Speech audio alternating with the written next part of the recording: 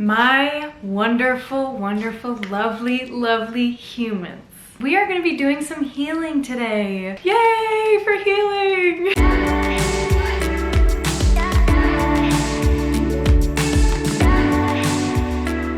This is a little bit of a letter to my younger self. Now I have joined with me two special guests. 8th grade Kira, and we have Kira in kindergarten. They're going to be joining me on this little journey today because I think they need to hear what I have to say today. If you want to grab pictures of your younger self right now and do this with me, I encourage you to do so. Because when you look at this little face, you can't be mean to her. These are 10 things that I wish I could tell my younger self, especially when I was a teenager. 14-year-old angsty teen over here. Because being a teenager is honestly one of the roughest times. It was so hectic and chaotic and dramatic. And like I found that in my 20s, I'm 23, life gets way better after high school. Those of you who may be a teenager, maybe you're in high school, this is for you. A lot of you have said that I feel like your older sibling, and I love that so much, so you're gonna love this video. Number 1. Other people's successes in no way diminish yours. Other people being capable of big things doesn't mean that you're not capable of it too. It's easy to see something that someone else is doing and feel like you can't do it, or that because they have it, you can't. Sometimes you feel like someone else's gain is somehow your loss, but if you think about it in a purely logical sense, that makes no sense. There's nothing saying this is the cap on the amount of opportunities that could come for you or the amount that you can achieve in your lifetime. There actually is no cap. No cap. Oh God. Let's take my example. So I saw something on Instagram. It was this girl who booked a role that I auditioned for that I really wanted. And I started to feel like that, you know, jealousy, that, oh, I feel so terrible. They got the role and I didn't, and somehow like I lost. Somehow I'm not good enough. I decided I could either shrink in this moment and decide, oh, because this girl got this role and I didn't, it has something to do with my talent or my worth. Or I use it as an opportunity to be like, wow, that is like so inspiring. I want to do that. Knowing that someone else is doing what I want to do is now motivating me in a positive way. So if you just flip the script a little bit and make it, oh, if they can do it, I can do it too. 8th grade Kira needed to hear that. Mwah. Number 2, being your most authentic self is the quickest way to happiness. If people are put off by you shining your light so bright and embracing who you are, I've realized it's more of a reflection on them than it is on you. It simply means that they feel like they're not good enough in some way. Or maybe even they don't have the courage to do what you're doing. When you're listening to your heart and really pursuing what makes you happy, disapproval from others has nothing to do with you. It really doesn't. And I know that's a really hard one to like nail down in your head to really believe, but trust me when I say this, people are constantly projecting their feeling of inadequacy and their feeling that they're not enough onto other people. And if people aren't self-aware enough, they do it even to people they love. This was really important to know when I was going through my coming out experience and journey, because I had a lot of people that were making me feel like I was weird, or I was wrong, or I was sinning by being queer. But when you really look at it, you can't change. You can't change. So how are you supposed to pretend to change for others? No. Number 3, I know that it feels like everyone is constantly looking at you and judging you and scrutinizing how you look and how you act and how you behave and what you're doing. But in reality, almost everyone is doing that to themselves. How many people do you know keep themselves up at night because they're judging someone else in their heads? Usually they're judging themselves. So when you think about it, most people don't give a crap about what you do. When you're in high school especially, it's like a fucking fishbowl. You're in this environment with the same fucking 100 people. There are a lot of judgmental people in high school. Maybe you are gonna get judged, but it's always a reflection back to them, because they feel like they're being judged, or they feel like there's something wrong with them, so they judge other people. You're probably judging yourself way harsher than anyone else is. Number 4, you are truly unlimited to what you can achieve. The only limits you think you have are ones that others have placed on you and you've picked up. The first step to crushing your negative beliefs about yourself is acknowledging them, is noticing, oh wait, I think this about myself on the daily. Damn! real. I'm telling myself that I'm stupid and worthless on the daily. Because sometimes you don't even know. Sometimes you're like on autopilot. The minute you have like a negative feeling, you go on social media and like distract yourself from what you're feeling.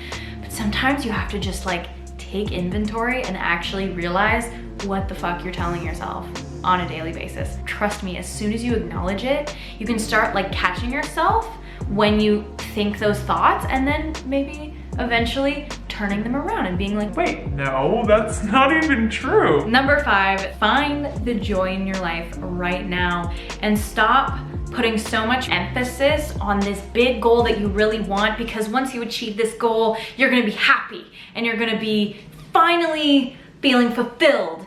And like that ends up being a really tiring cycle of reaching for something, trying to grab something that you don't already have, and you know, ultimately feeling disappointed when you're not at that yet, when you're not at that goal. You're living in the future and taking away the present altogether. What's the point of this life right now if you're not actually in the present moment and you're always striving for something in the future? People don't say this enough, but prioritize your pleasure. Find that joy in the present moment now so that you feel like this present moment is actually worth something, and it's not just, oh, you're living every day just to reach this goal. If you're thinking like that, then you're gonna look back on your life and be like, wait, I never actually lived. and that is scary. Acknowledge the accomplishments and things that you have done. Thank yourself for those things, that you did that. Number 6, when you're depressed or in a very low mental state, just know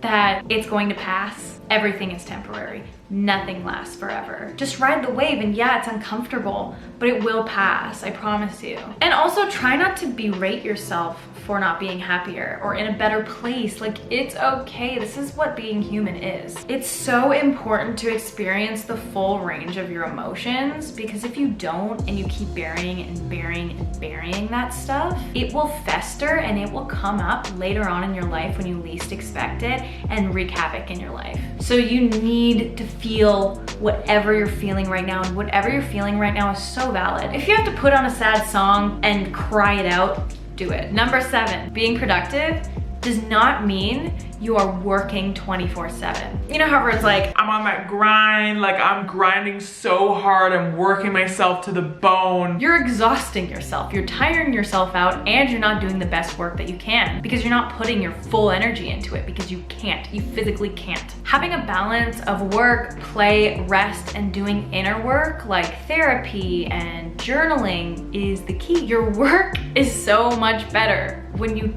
give yourself that time to let go of the work and to just relax and enjoy your freaking life. 8, and I know everyone says this, but enjoy your time right now with your few responsibilities that you have, because not to make you scared or anything, but once you get older, you definitely have more things on your plate that you have to deal with that maybe your parents aren't looking after for you anymore, so you have to start looking after those things. Don't feel like you have to grow up too fast, because you're gonna like look back many years later and be like, I wish I had more time to be a kid. That's definitely the case for me. I feel like I had to grow up really fast because I basically started making my own money at age 4. I was a child model and actor. I had a few years in there to just be a kid, but then I booked my first lead on a TV series when I was 16 years old, and I had to do that and school at the same time, and dance. Well, I had to drop dance because I was too busy, but I feel like I had to grow up really fast and like take on a lot of responsibilities at a young age, because now as an adult, I'm like trying to get that childlike energy back. Number 9, a lot of shame is placed on teenagers and adults for that matter, and it's so unnecessary. But just remember that the shame that people place on you often comes from the shame that other people have placed on them, or society has placed on them. It's a cycle of shame, and if people aren't self-aware enough to break that cycle, they can pass it on to other people, and even people they love, like I said before. A lot of people and parents and teachers and whoever do this unknowingly to kids. Once you realize like all this shame is not doing me any good, and it's all from like other people feeling shame about themselves, you can find some relief and release there. And I'm not saying it comes easy, but one way you can dismantle shame is just talking to others openly about what you're feeling and what you're experiencing, because we're all humans on this earth. We're all going through the same thing, a shared experience. But there's some things that we're too scared to talk about because of society placing shit on us. One of the things that has really helped me dismantle my shame around sex and about queer sex in general is like talking to my friends about it and also talking to you about it. Like, I feel like so much shame has been lifted off my shoulders from just making the content I make on YouTube. Hi, now that we're on the topic of dismantling shame, I wanted to talk to you a little bit about today's sponsor, Dipsy.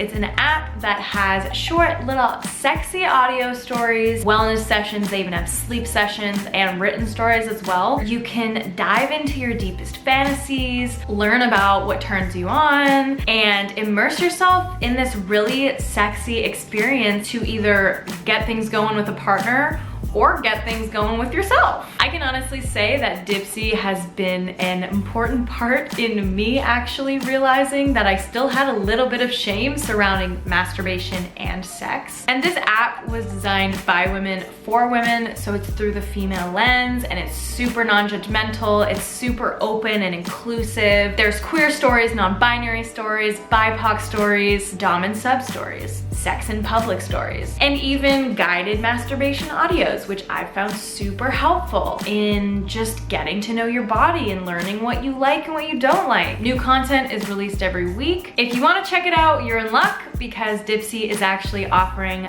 my subscribers an extended 30-day free trial when you go to dipsystories.com/Kiera. That's 30 days of full access for free when you go to Dipsy, DIPSEA, stories.com/KEARA. I love using Dipsy and I know you guys will too. Enjoy!